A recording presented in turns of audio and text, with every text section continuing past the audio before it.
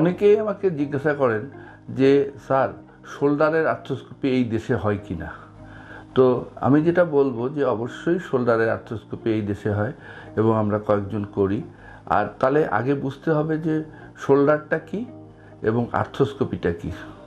Shoulder joint হচ্ছে যেখানে আমাদের আপার লিম্ব বা ঊর্ধ্বাঙ্গের যেখানে বডির সঙ্গে লাগে সেই জায়গাটাকে বলে শোল্ডার, যে এইটা হচ্ছে শোল্ডার।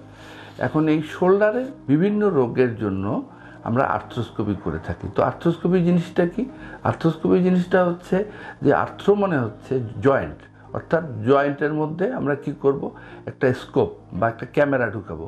ক্যামেরা ঢুকে আমরা না কেটেই আমরা জয়েন্টের ভিতরে সব জিনিস আমরা দেখতে পাই। শুধু দেখতে পারি না, এই দেখে আমাদের রোগও ডায়াগনোসিস করা যায় এবং সেটার চিকিৎসাও করা যায় এই আর্থ্রোস্কোপির মাধ্যমে, শোল্ডারের আর্থ্রোস্কোপির মাধ্যমে। এবং এই শোল্ডার আর্থ্রোস্কোপি বিভিন্ন কারণে প্রয়োজন হয়ে পড়ে।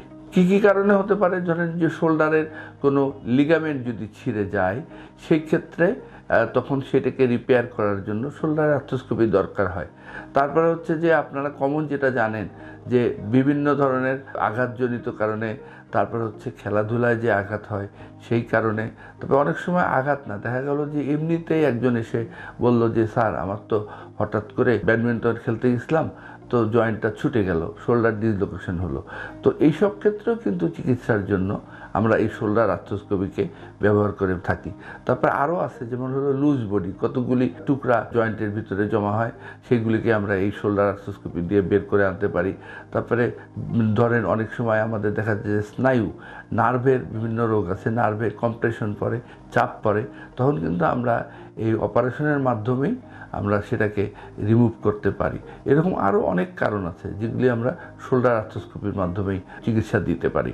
এবং এটাতে সুবিধা কি, যে শোল্ডার আর্থ্রোস্কোপির সুবিধা হচ্ছে যে এতে জয়েন্টটা কিন্তু স্টিফ হয় না, শক্ত হয়ে যায় না। আমরা যখন অপারেশন করি, কেটে অপারেশন করি, জয়েন্টটা শক্ত হয়ে যায় এবং দেখা যায় যে এই জন্যই অনেক সময় ওই জয়েন্টের পুরো মুভমেন্টটা ফিরে আসে না। কিন্তু আর্থ্রোস্কোপি করলে কিন্তু এই সমস্যাটা থাকে না।